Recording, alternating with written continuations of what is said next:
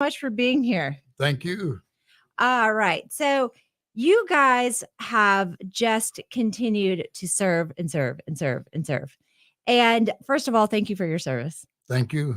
And also, okay, so tell us a little bit about yourself. Just introduce us to all the people who are listening. Introduce yourself and how and where you served. Paul Looper with the Davidson County Veteran Honor Guard. Served in the United States Army in the 60s, 2 tours in Vietnam, 173rd Airborne first tour, then the 20th Combat Engineer second. When before I retired, I wanted to give back, so I searched. I didn't want to go to the hospital and put a vest on, direct people to the offices and rooms. I finally come up and met a member of the honor guard at giving blood one day, and he invited me to come to the meeting, and that's how it got started. I've enjoyed giving back since. And Bruce? Yep. I started my career. I had active and reserve time with the United States Coast Guard. I joined in 1970. Initially, I was in aviation, and when I joined the reserves, Coast Guard did not have aviation at that time. Ended up in a port security program, port security units, which are expeditionary. I ended up getting a commission in the reserve, and I served in Desert Storm in 1991, Iraqi Freedom 2003 to 2003 to 2004. And I retired in 2011 with 37 years, like about 14 of it active duty. That's incredible. And I just want to thank you guys again for your service. And so tell us a little bit about the Honor Guard, because you all are everywhere, right? You are, I mean, this is not a job where you come in and it's a, I'll volunteer 9 to 5, right? And it is not one where you are just, have scheduled hours and scheduled time. And this is a rain or shine type of thing. And you are busy during holidays. You are busy on non-holidays. This is a huge commitment. So tell us a little bit about the Honor Guard, what you do. Well, we're a military burial detail. We do the flag folding, the 21 gun salute, playing taps. We get notified basically 24 hours before a ceremony. We've done up to 4 in one day. We're Davidson County Veteran Honor Guard, but we go to Rowan County, the National Cemetery, a lot.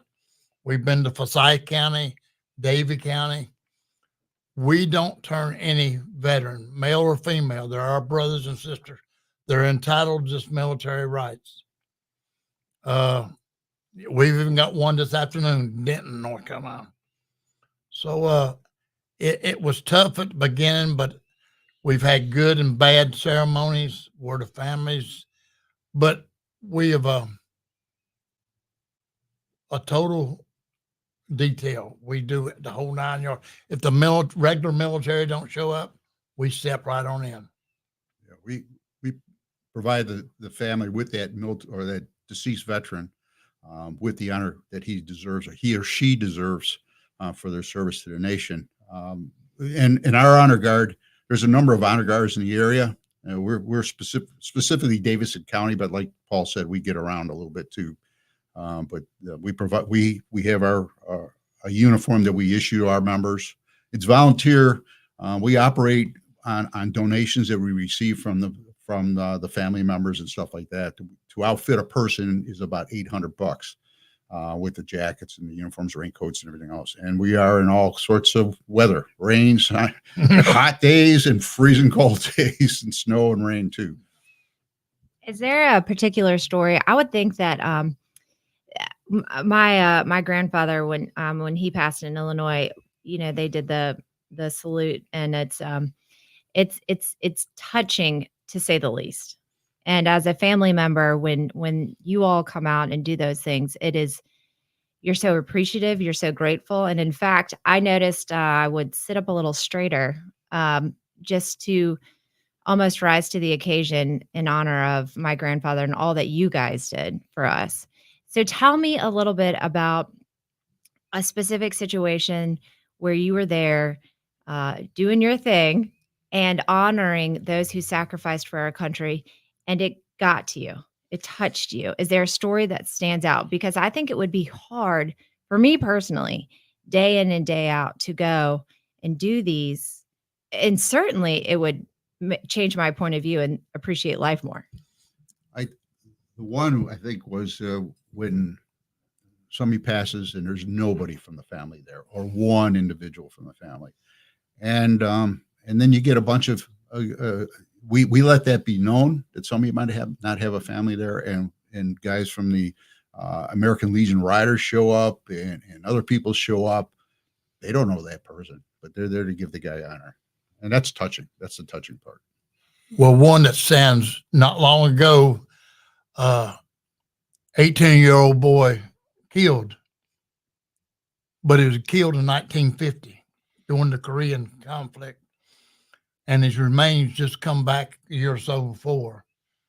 And we were notified by J.C. Green out of Thomasville if we'd do the ceremony. And I said, well, be more than glad, but I gave him a number of a retired general. So they got in touch with him, and they done full military honors, but we was there to observe. Come to find out, he had no family. He had two nieces, but in a roundabout way, one of our members was some relative of this boy in a distance, and got to talk to the nieces and things. But that was the touch. I bet there was 200 people down there. Patriot Guards, Rolling Thunder. Just we don't let nobody go out alone. And is it, I mean, aren't there times though where you guys are standing there, whether it's rain or shine or whatever, and you just are thinking like, oh my gosh, I'm tired, or I can't get through this, or whatever, I want to sit down and relax.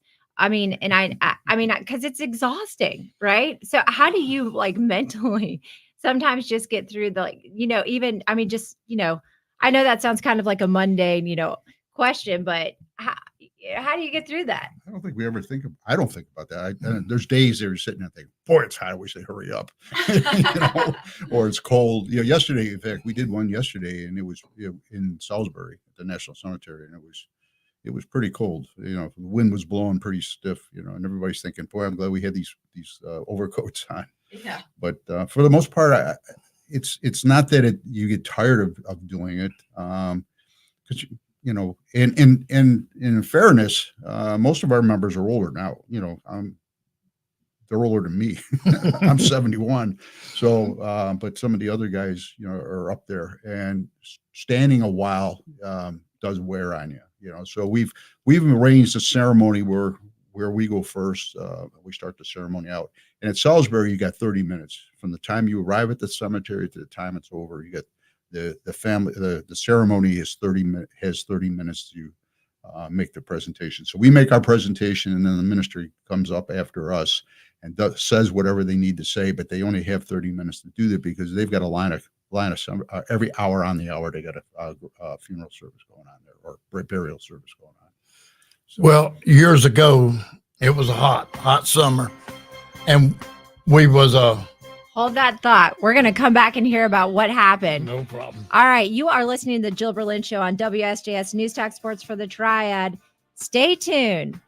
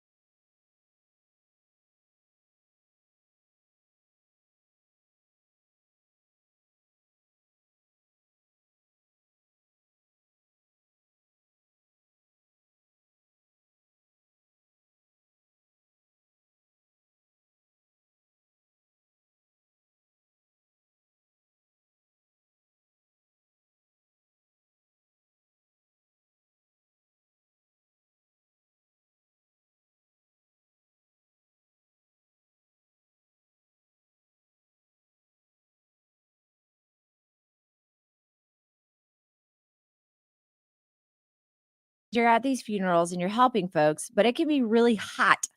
And not only that, sometimes funerals, while they are a place to honor and remember those who have passed, can get a little testy. Well, we done one in Winston several years ago. Hot family members were falling out, and they had to call the EMTs over there. Even one of our guard members had to sit down. Preacher kept on preaching. And after it was over with, we approached the preacher. He said, well, I had stuff to say. Well, now that as vice commander, I'm the one that approaches funeral directors and preachers, and we try to go first, and then they can preach all they want to afterwards. But like I say, we're not young guys anymore, and most funeral homes and churches understand. So we've enjoyed it. We've had good ones and we had bad ones. And Bruce, I see you smiling over here. There and Paul, you're laughing because I think you know what the story is. So Bruce, tell me what's behind that smile, because there's a story behind that smile. I can tell. Sometimes it's entertaining. Yeah. Carry on with that conversation. What does that mean exactly? There was a funeral at Salisbury, and at Salisbury National Cemetery, it's for veterans. There's a funeral service there, or a burial service every hour on the hour. Jeez. So the families have 30 minutes from the time they arrive at the top of the hour to the bottom of the hour to make the presentation. We do our honors. The military does their honors. So you got 30 minutes. Well, just one day, it was a cremation. The ashes were still in the ex-wife's car. The current family and everybody was up at the gazebo they have there, and pictures up on the platform where they're going to put the ashes. It's 20 minutes after the hour. Now they got 10 minutes left. The woman who runs the cemetery went over to him and said, "You got 10 minutes and you're out of here." So the woman, the ex-wife, brings up the ashes, sets them down, knocks all the pictures off the table. It was quite a sight. They had to call the VA police to come down and maintain order. So yeah, they were thinking, "Oh boy, this is something." Wow. You just never know what emotions are going to come out. Oh no, you've had them. I presented the flag and had a lady beside pull it out of her hand. Oh my gosh! Thankfully, this is not. This is rare. It's rarity. But I've had to present the flag to two little girls, granddaughters, and it was emotional. I'm just going to tell you. Yeah. But it's helped me over the years. And I got emotional one time too. It was a Iraqi freedom veteran. He had committed suicide, and that bothered me. Yeah. What? Tell me. You were saying that it was emotional and it got to you. What? How? Well, I go to VA for counseling a lot, and this has helped me a lot over the years. To see the expression that the family, I wanted in Salisbury was a cremation. First time I ever seen it, the ashes was in a 2-liter Mountain Dew bottle. Oh my gosh. But the wife told me, I went over and told him he loved Mountain Dews. That's what he wanted. Oh yeah. So, how can you not respect that? That's true. And that's interesting, because that's something too that we're talking about here shortly in the next half hour, is how it can be hard over the holidays, right? And there's a lot of people who suffer, and veterans are not, exempt from that. And so tell us a little bit, you were talking about how this actually helps with some of your, just kind of emotional things that you've been through. And so, because for me, I think it would be the opposite, right? I would want to run away from doing something like that. But instead, you actually use and channel your emotional feelings that you've had from all of your experiences, good and bad, to then go back and help others, which I think is incredibly courageous for both of you to do. So tell me why that is healing, something healing for you. Well, on my case, we were all young in Vietnam. We come back from Vietnam not welcomed. It's been in the last many years that Vietnam veterans have spoke out. I worked 24 years for a company and nobody knew I was a veteran. Well, you're very welcomed here. Well, but like I said, before I retired, I looked for something to do and give back. And luckily I met a member of the honor guard at Giving Blood one day and invited me to a meeting. And I went, observed three. They asked us to observe three ceremonies before they voted us in. And once I got voted in, I learned what to do, and I've enjoyed it. I mean, it's been tough. Like Bruce said, we have some good ones and have some bad ones, but we got a good group of men and women in our honor guard. We got some ladies that do a great job. And our post 13 that were sponsored us out of Lexington, we have a meeting the second Thursday of every month, and they feed us. They do good. They support us. They helped us get started many years ago. And one of our founding members, Woody Bowman, he was the Grand Marshal in the Veterans Day Parade in Lexington. And he told me just the other day he never thought this would go as big as it was. And we got about 22 members, but we got several on sick leave. But we do the best we can. And I think being suggested by the Salisbury Cemetery, because the lady down there don't want to recommend somebody that ain't good. She wants the best can be done.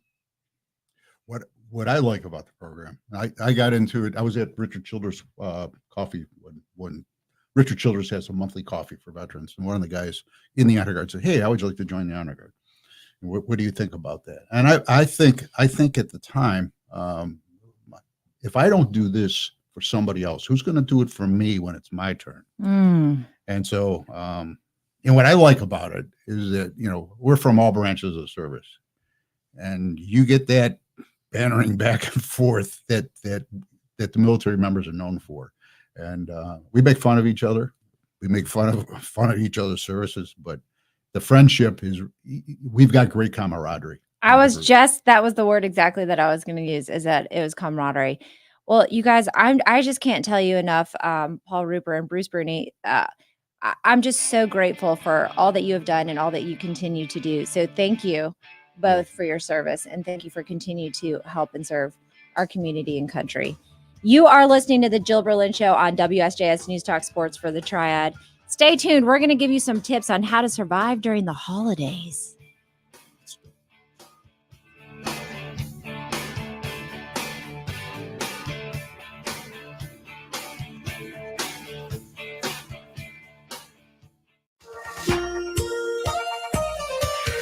Good morning, High Point, Greensboro, Winston-Salem, and all the Triad. Stay tuned for the news you can use right here on WSJS. The Triad's leader, providing news,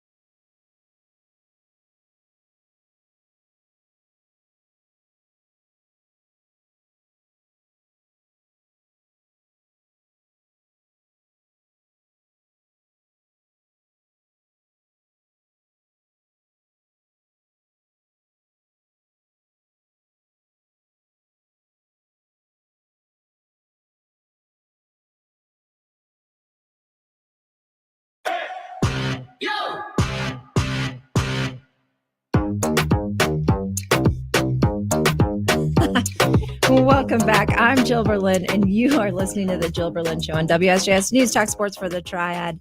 We can be heard over the air online on WSJS. And also, you can email me. I am your licensed health insurance broker. You can email me, Jill at rsvp65.com. We are here with Sandra Kearns from On Wings Like a Dove, which is a nonprofit that helps prodigals and also their families. And so tell us a little bit, Sandra, about On Wings Like a Dove. And then let's also talk about Christmas and just kind of, it's a happy time. It's a celebratory time. But we were just talking to the veterans before, and it's also can be a tough time. So tell us a little bit on Wings Like a Dove, and then also tell us about, just kind of some of the things that you guys are hearing about for the Christmas season. Well, we began our ministry in 2006 because of my own journey with a prodigal who ended up in prison. So I knew the heartache of all that. So we started out by reaching out to families.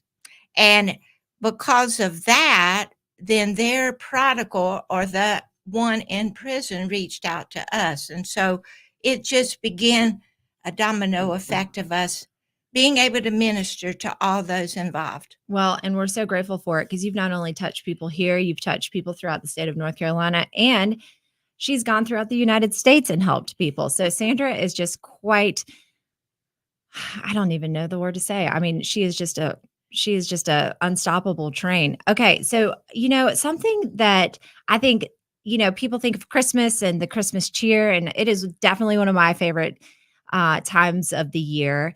But it can also be really tough. And I know that you have seen this and experienced it. And there's different ways to just kind of process some of the feelings that you're handling. And I know that you've taken courses on this.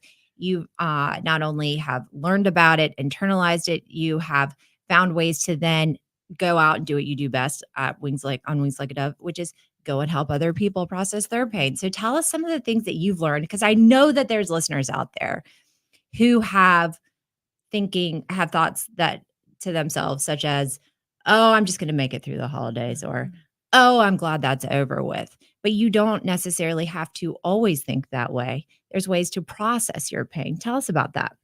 Well, it's one of the things that I have discovered is the hardest thing, but the most necessary thing to come into a time of joy out of your circumstances. We have families that come in, which I describe as being almost in a fetal position because they've had no one to share their pain with. So they've held it in tight and they don't have a safe person or a safe place to share.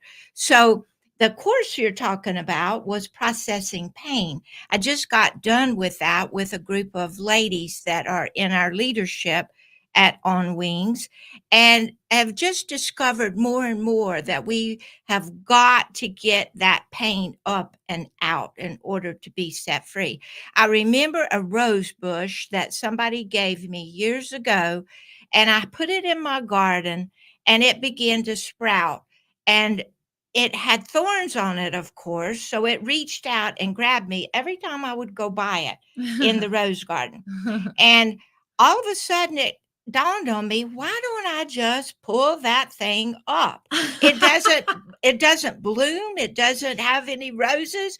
I'm just keep cutting it back. Yeah. So I tried to pull it up, and the roots were so far down in the ground that I couldn't get it up. And then my big, strong son had trouble getting it up and had to use an axe to get it.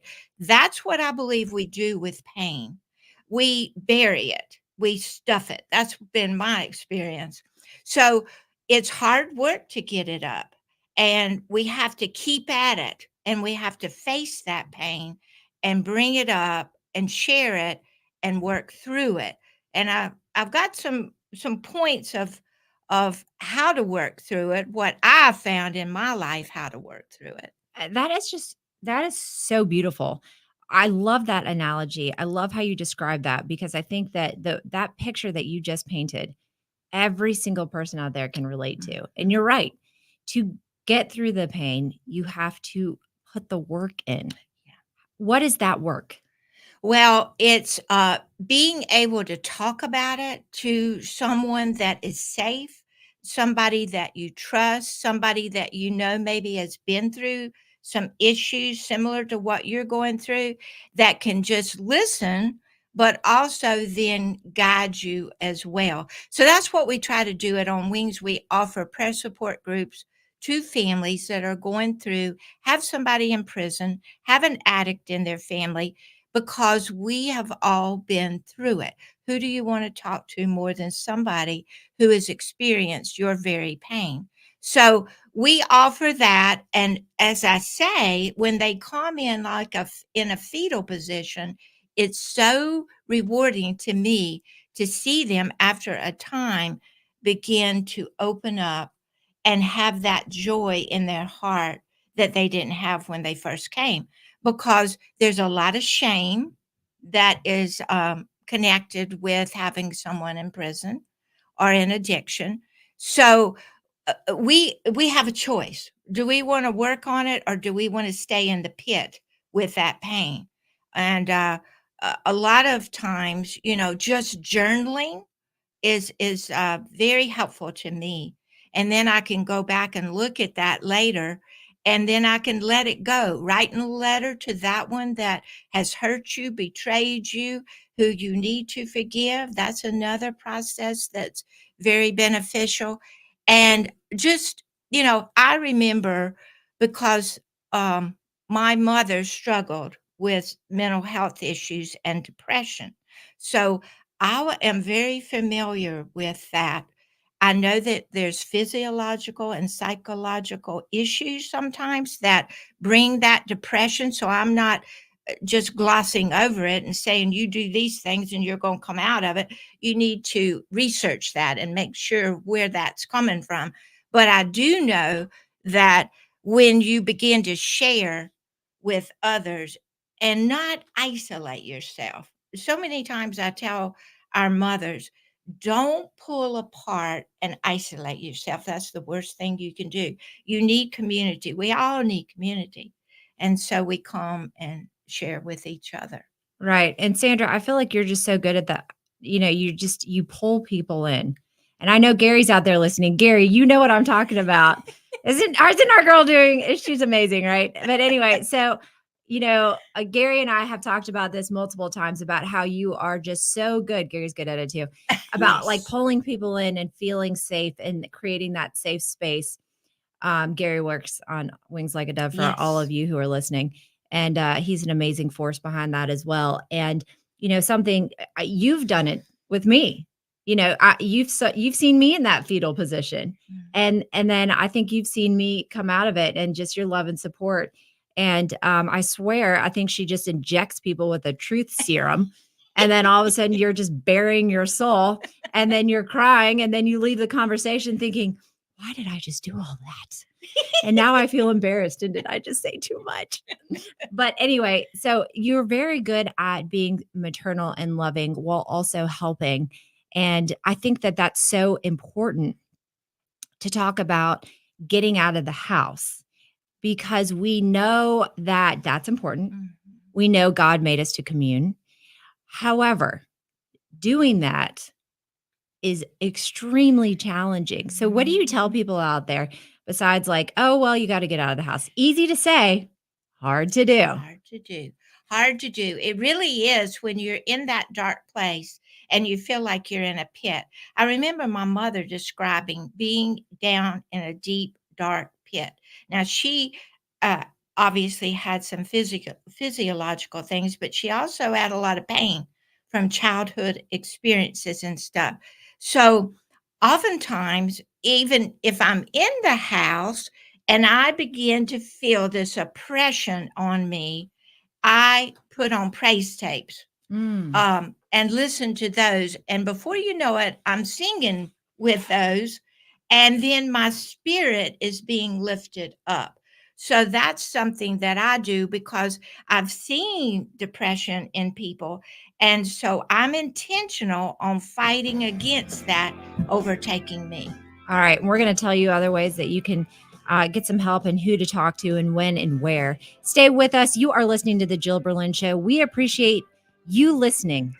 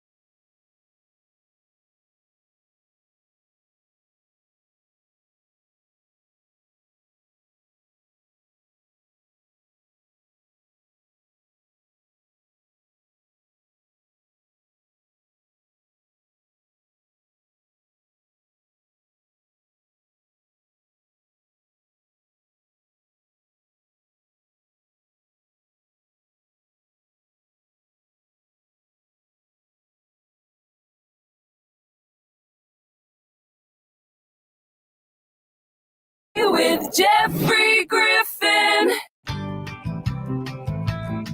And welcome back. I'm Jill Berlin. You are listening to The Jill Berlin Show on WSJS News Talk Sports for the Triad. We are here with Sandra Kearns from On Wings Like a Dove, the nonprofit that she started after her own hardships to help others. And something that we had talked about was how, during the holidays, it can be hard. It can be a hard time. And so tell us, Sandra, tell us a little bit more about, just some of the tips and things that we were talking about and some of the ways that you've passed some of these hardships and ways that you've dealt with it. And then because I know that there's people out there listening who want to get that help. In fact, we were just talking during the break with a Christian who helps keep the show going, and him and his wife, Jenna, hi, Jenna, has also seen you out there helping people. So everywhere you go, people know Sandra. So tell us, people who are out there listening who don't know you, where can they go? What can they do? And how have you used God in your life to get you through? Oh my goodness. If it had not been for my relationship with the Lord, I don't know where I would have been. And there were so many dark days that I could have just wallowed in my pain. I remember when we were talking about a while ago, as far as depression and this time of year, that the empty seat at my dining room table was very prominent and hurt my heart because our son was either out in the world with drugs or in prison at the time. So I know that I've also experienced loss in death with my parents in the last 2 or 3 years, but there's also that loss in somebody who may be still living, but that relationship or fellowship has been broken with them and they're no longer there. So that's a time of deep despair if you allow it. I have learned during that time with my son and going through that process to go straight to God's word. I love God's word, and that is so comforting to me. You know, David felt the same way. In Psalm 69, it says, God, my God, come and save me. These floods of trouble have risen higher and higher, and the water is up to my neck, and I'm about to drown. That's often how we feel. We don't feel like we can get up above the water, it's about to overtake us. But God just says, come to me when you're exhausted and weeping, and I will give you rest. And He truly will. He says, this says, I keep calling out to you. So David kept calling out to God to help him during his struggles. And he had many because he was running from the king who was trying to kill him. So we have an enemy that is trying to still kill and destroy us as well.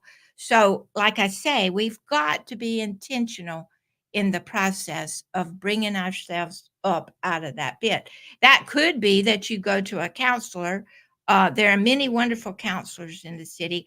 I know New Salem Counseling has just begun, and they are across from Calvary Baptist, and they have just begun in counseling. So you could reach out to them and or you can have a personal mentor. I had a spiritual mentor who allowed me to talk through those things and then led me to the word that gave me comfort. So if you've got somebody in your life like that, which I think we all need, is somebody that can pour back into us when we're struggling, then I think that's the way to go. And is there a website for On Wings Like a Dove? Because I know that there's people who would want to get involved with that as well. Where could they go for Yes. that?